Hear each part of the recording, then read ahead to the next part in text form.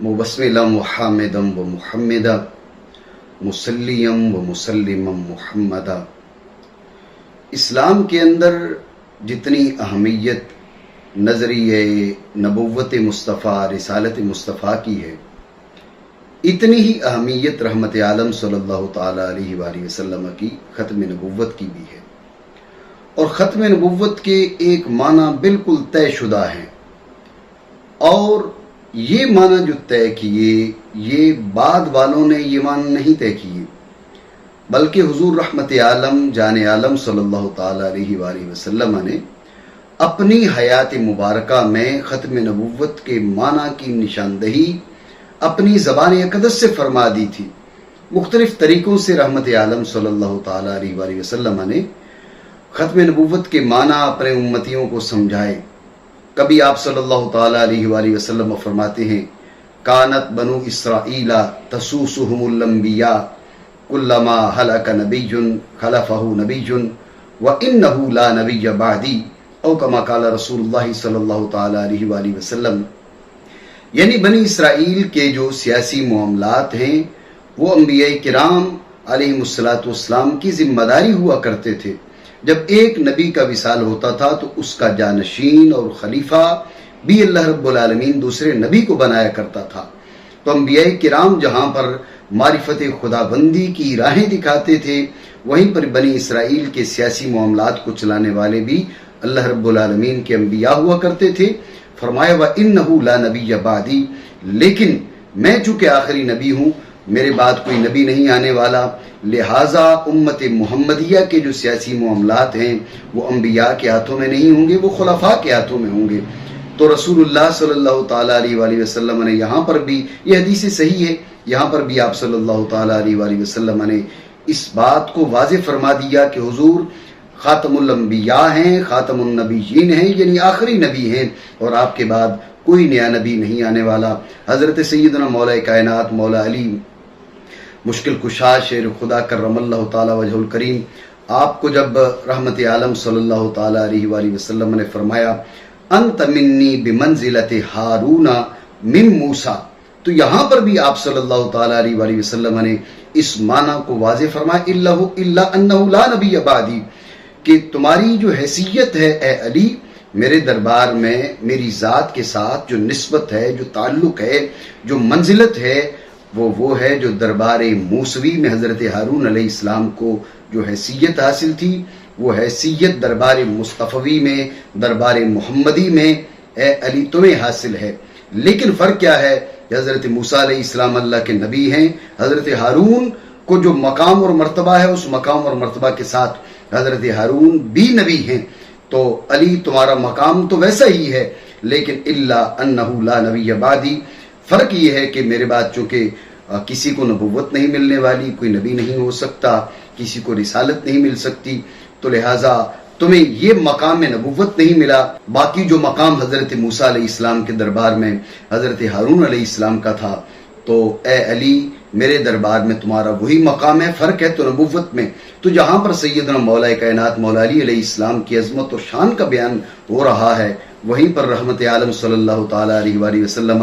अपनी ख़त्म नबुव्वत के माना की निशानदही भी कर रहे हैं कि रसूलुल्लाह सल्लल्लाहु ताला अलैहि वसल्लम आखिरुल अंबिया हैं, खातमुल अंबिया हैं। तो जहाँ रहमत आलम सल्लल्लाहु ताला अलैहि वसल्लम ने ख़त्म नबुव्वत का अकीदा मुतारफ़ करवाया, बल्कि ख़ुद कुरान ने ख़त्म नबुव्वत का अकीदा मुतारफ़ करवाया, वहाँ पर रसूलुल्लाह सल्लल्लाहु ताला अलैहि वसल्लम ने अपनी ज़बान अक़दस से इसके माना की निशानदही भी कर दी कि इसके माना क्या है। इसके माना ये है कि इन्नहु ला नबिय्य बादी, कि मुस्तफ़ा करीम अलैहि अफ़्ज़लुस सलात व अकमलुत तस्लीम की ज़ात अक़दस के बाद, ज़ात वाला के बाद कोई नया नबी इस उम्मत के अंदर, इस ज़मीन के ऊपर, इस कायनात में अल्लाह रब्बुल आलमीन ने नहीं भेजना, नहीं आ सकता। तो रसूलुल्लाह सल्लल्लाहु ताला अलैहि वसल्लम ने जहाँ पर अपनी नबुव्वत और अपनी रिसालत का पैगाम दिया, मैसेज दिया, वहीं पर आप सल्लल्लाहु ताला अलैहि वसल्लम ने अपनी ख़त्म नबुव्वत और अपने आखिरुल अंबिया, आखिरी नबी होने का दर्स भी दिया, कभी सरी फरामीन आलिया के ज़रिए और कभी रसूलुल्लाह सल्लल्लाहु ताला अलैहि वसल्लम ने इस नज़रिया को समझाने के लिए आपने मिसालें भी दी جیسے اس سلسلے میں مثال مشہور ہے کہ رسول اللہ صلی اللہ تعالیٰ علیہ وآلہ وسلم نے اپنے صحابہ رضی اللہ تعالیٰ عنہم سے فرمایا کہ جو نبوت ہے اس کی مثال ایک محل کی مانند ہے، ایک قصر کی مانند ہے۔ تو رسول اللہ صلی اللہ تعالیٰ علیہ وآلہ وسلم نے جب نبوت کو ایک قصر کے ساتھ تشبیہ دی تو گویا کہ یہ تشبیہ دے کر ہی سمجھا دیا کہ نبوت کا سلسلہ ایک دن مختتم ہونا ہے۔ جیسے کوئی محل بنتا ہے، قصر بنتا ہے، چاہے وہ کتنا ہی عالی شان کیوں نہ ہو اور کتنا طویل و عریض کیوں نہ ہو، لیکن آخر کار اس نبوت میں ایک اینٹ ایسی، اس قصرے اس محل کے اندر ایک اینٹ ایسی ضرور لگتی ہے، ایک دن ضرور ایک ایسی اینٹ آتی ہے، ایک پتھر ایسا آتا ہے جو آخری پتھر ہوتا ہے اور آخری اینٹ ہوتی ہے، جو وہ محل کتنا بڑا کیوں نہ ہو، کتنا عظیم الشان کیوں نہ ہو، کتنا عالی شان کیوں نہ ہو، کتنا طویل و عریض کیوں نہ ہو، لیکن پھر بھی اس کے اندر ایک اینٹ، ایک پتھر ایسا آتا ہے جو آخری ہوتا ہے۔ تو رسول اللہ صلی اللہ تعالیٰ علیہ وآلہ وسلم نے جب نبوت کو ایک قصر کے ساتھ تشبیہ دی، ایک محل کے ساتھ تشبیہ دی، تو آپ صلی اللہ تعالیٰ علیہ وآلہ وسلم نے یہ تشبیہ دے کر ہی یہ بات بتا دی کہ نبوت کے سلسلے کو مختتم ہونا ہے، ختم ہونا ہے، آخر کار ایک ایسی شخصیت نے آنا ہے جس نے آخری نبی ہونا ہے۔ اور جیسے محل کے اندر آخری اینٹ لگ جائے، آخری پتھر لگ جائے، اب اس کے بعد نئی اینٹ، نیا پتھر، نیا روڑا اس محل کی خوشنمائی میں اضافہ نہیں بنتا بلکہ بدنمائی کا ذریعہ بنتا ہے۔ تو رسول اللہ صلی اللہ تعالیٰ علیہ وآلہ وسلم نے نبوت کو ایک قصر کے ساتھ تشبیہ دے کر فرما دیا کہ جب آخری اینٹ لگ جائے، آخری پتھر اس قصر نبوت میں لگ جائے، اب کسی اور کی گنجائش نہیں، کیونکہ کسی اور کی گنجائش کا مطلب یہ ہے اس عالی شان جو محل نبوت ہے، قصر نبوت ہے، اس کی خوشنمائی پہ دھبا آنا، اس کی بدنمائی میں اضافہ کرنا۔ اور قصر نبوت کا مالک تو خالق کائنات ہے، تو ایک عام شخص اگر کوئی محل بناتا ہے وہ اپنے محل میں بدنمائی بالکل نہیں چاہتا، تو خالق کائنات اس بات کو کیوں چاہے گا کہ وہ قصر نبوت جو اس نے بنایا اس میں معاذ اللہ کوئی بدنمائی آئے۔ تو آخری اینٹ، آخری پتھر جب لگ جائے کسی بھی محل میں تو اس کے بعد کسی اینٹ کی گنجائش نہیں ہوتی، کسی پتھر کی گنجائش نہیں ہوتی۔ تو رسول اللہ صلی اللہ تعالیٰ علیہ وآلہ وسلم نے اپنے اس فرمان میں ایک انداز میں اپنے امتیوں کو، اپنے صحابہ کو اور صحابہ کے توسط اور توسل سے باقی امت کو سمجھا دیا کہ سلسلہ نبوت مختتم ہونا ہے، اور آخری اینٹ لگنے کے بعد اور آخری پتھر لگنے کے بعد اس قصر نبوت میں مزید اینٹ اور مزید پتھر کی کوئی گنجائش نہیں۔ اور رسول اللہ صلی اللہ تعالیٰ علیہ وآلہ وسلم نے واضح بھی فرما دیا وہ آخری اینٹ کون ہے، وہ آخری پتھر کون ہے، وہ مصطفیٰ کریم علیہ افضل الصلاۃ و اکمل التسلیم کی ذات والا ہیں۔ یہاں پر یہ جو رسول اللہ صلی اللہ تعالیٰ علیہ وآلہ وسلم نے مثال دی نبوت کے معاملے میں، نبوت کو ایک محل کے ساتھ تشبیہ دی اور اپنی ذات اقدس کو قصر نبوت کی آخری اینٹ اور آخری پتھر قرار دیا، تو یہاں پر میں سامعین اور ناظرین کو ایک اور چیز کی طرف بھی ان کا ذہن لے کے جانا چاہوں گا اور اشارہ کرنا چاہوں گا کہ یہ جو آپ صلی اللہ تعالیٰ علیہ وآلہ وسلم کی تشبیہ ہے اپنی ذات اقدس کو آخری قصر نبوت کی آخری اینٹ کے ساتھ اور آخری پتھر کے ساتھ، اس سے ایک اور چیز کی طرف بھی اشارہ ملتا ہے۔ یہ میرے ہاتھ میں بائبل ہے، کلام مقدس، اور یہ اردو ترجمہ ہے اس کا، اور یہ جو ہے لاہور سے بھی اجازت شدہ ہے اور Karachi archbishop of Karachi اس کی طرف سے بھی اجازت شدہ ہے، اور اس کے اوپر باقاعدہ یہ بات لکھی ہوئی ہے کہ پاکستان کے اسقف صاحبان کی ہدایت و اجازت سے، تو اس کو مطبوع کیا گیا، اس کو شائع کیا گیا۔ تو اس بائبل کے اندر بھی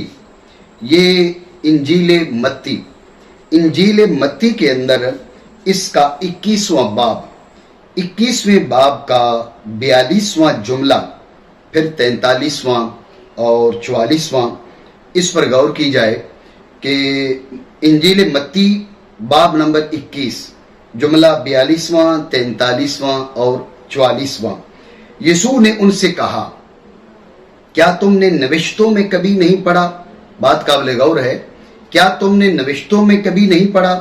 حضرت عیسیٰ علیہ السلام جو میسیج اپنی امت کو اس وقت دے رہے ہیں، تو انجیل متی کے مطابق وہ میسیج حضرت عیسیٰ علیہ السلام کا نیا نہیں تھا، بلکہ وہ میسیج देते हुए, याद दिलाते हुए हजरत ईसा अपने उम्मतियों से कह रहे हैं, क्या तुमने नबिश्तों में नहीं पढ़ा? यानी ये बात पुरानी है और पिछली किताबों के अंदर भी इसका जिक्र है। और वो बात क्या है कि जो पत्थर मेमारों ने रद्द कर दिया वही कोने का सिरा हो गया। जो पत्थर मेमारों ने रद्द कर दिया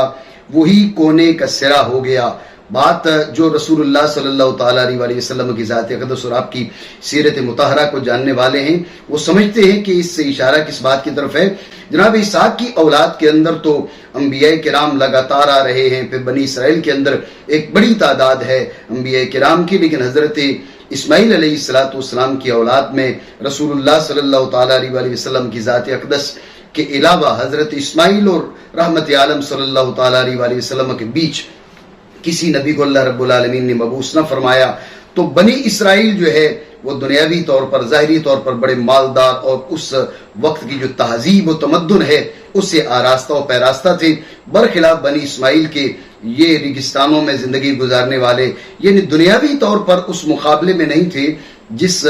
दर्जे पर बनी इसराइल थे। तो उसकी तरफ इशारा किया जा रहा है कि जो पत्थर मेमारों ने रद्द किया वही कोने का सिरा हो गया, कोने का सिरा हो गया। रसूलुल्लाह सल्लल्लाहु ताला अलैहि वसल्लम जैसे अपनी ज़ात अक़दस को, अपने आप को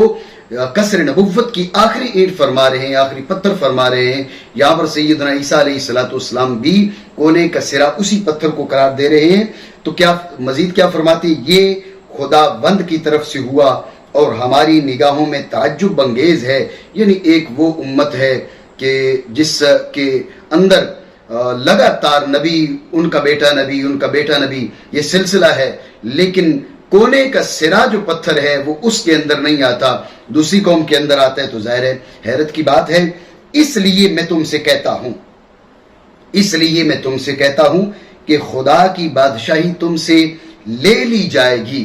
खुदा की बादशाही तुमसे ले ली जाएगी। हजरत ईसा अलैहिस्सलाम बनी इसराइल को फरमा रहे हैं और वैसा ही हुआ। बनी इसराइल से सिलसिला बनी इस्माइल के अंदर आ गया और एक कौम को दे दी जाएगी जो उसके फल अदा करे, और जो इस पत्थर पर गिरेगा वो चूर हो जाएगा और जिस पर वो गिरेगा उसे पीस डालेगा। तो हजरत सैयदना ईसा अलैहिस्सलाम इंजील मत्ती की इन नसूस के तनाजुर में मालूम होता है कि खत्म नबुव्वत का जो नजरिया है ये इस्लाम की रोशनी फैलने के बाद रोशनास नहीं करवाया गया इसको, बल्कि हजरत ईसा अलैहिस्सलाम ने जब, चूंकि आप मुबश्शिरम बिरसूल याती मिन बाद इस्मुहु अहमद, आप इस मनसब पर फायज थे, तो जहां आपने रसूलुल्लाह सल्लल्लाहु ताला अलैहि वसल्लम की आमद की खबर दी, वहां रसूलुल्लाह सल्लल्लाहु ताला अलैहि वसल्लम की खत्म नबुव्वत की भी खबर दी। आपके आखिरुल अंबिया होने और कोने का जो सिरा है, कसर नबुव्वत की आखिरी ईंट होने की भी खबर हजरत ईसा अलैहिस्सलाम ने दी। और फकत यूं नहीं दी बल्कि कहा कि क्या तुमने नबिश्तों में नहीं पढ़ा?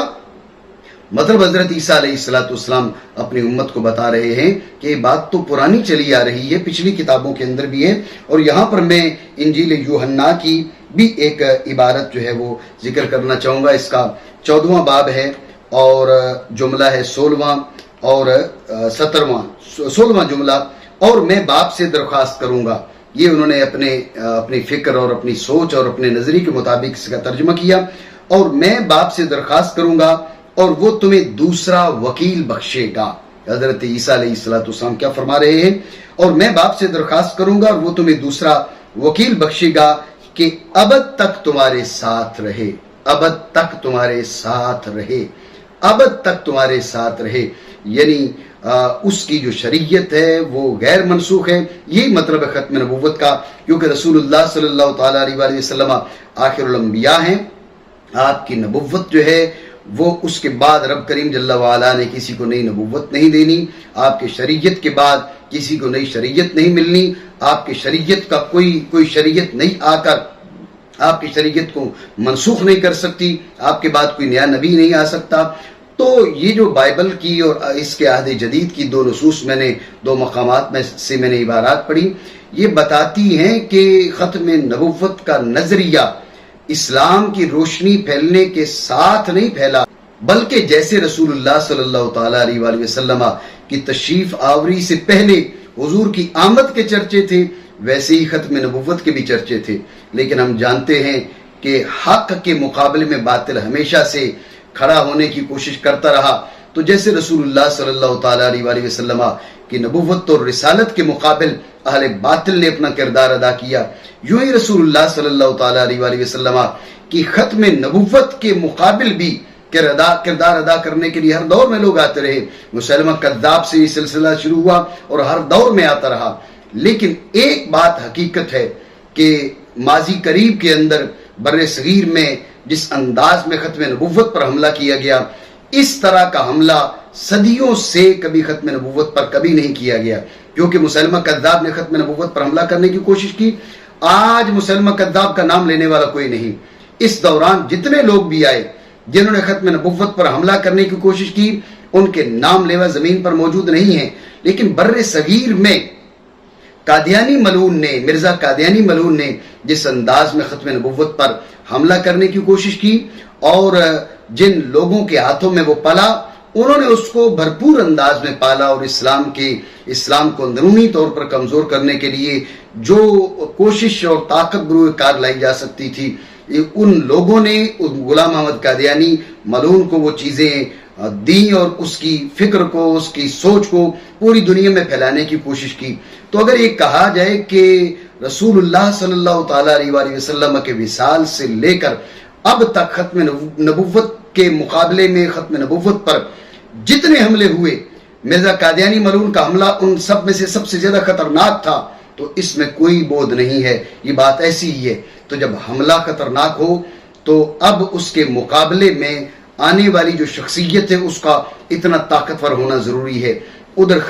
حملہ کرنے والا انتہائی خطرناک تھا۔ اللہ رب العالمین نے مصطفیٰ کریم کے ایک بیٹے کو اس کام کے لیے چنا، جو مدینہ مشرفہ جاتے ہیں تو رحمت عالم صلی اللہ تعالیٰ علیہ وآلہ وسلم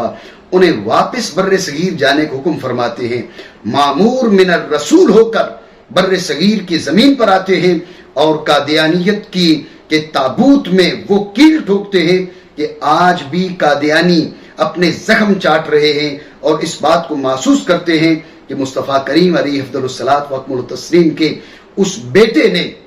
قادیانیت کے تابوت میں جو آخری کیل ٹھوکی، اس کا مقابلہ کرنے کی ہمت نہ اس وقت قادیانیت میں تھی، نہ آج کے موجودہ قادیانی اور مرزائی اس کا مقابلہ کر سکتے ہیں۔ اور وہ ہستی تاجدار گولڑا، معمور من الرسول، اعلی حضرت رئیس المجددین حضور اعلی سیدنا پیر میر علی شاہ صاحب رضی اللہ تعالیٰ عنہ وارضاہ عنا کی ہے۔ ہم یہ نہیں کہتے کہ ختم نبوت کے محاذ پر کسی نے کوئی کردار ادا نہیں کیا، یقیناً اپنے کردار اپنے لائق مختلف لوگوں نے ادا کیے، لیکن جو کردار حضور اعلی مجدد گولڑوی نے کردار ادا کیا وہ کردار بے مثال ہے، اور اس کے بے مثال ہونے کی دلیل یہ ہے کہ آج بھی قادیانی بھی اس بات کو مانتے ہیں کہ جو کاری ضربیں فاتح قادیان کی جانب سے ان پر لگائی گئی تھی، ان کا جواب نہ اس وقت وہ دے سکے تھے نہ آج دے سکتے ہیں۔ ہم اللہ رب العالمین سے دعا کرتے ہیں مالک کریم تاجدار گولڑا فاتح قادیانیت معمور من الرسول حضور اعلی سیدنا پیر میر علی شاہ صاحب رضی اللہ تعالی عنہ وارضاہ عنا آپ کا فیض تا قیام قیامت جاری رکھے، آمین، بحرمت النبی الامین وآلہ الطاہرین صلی اللہ تعالی علیہ وآلہ وسلم۔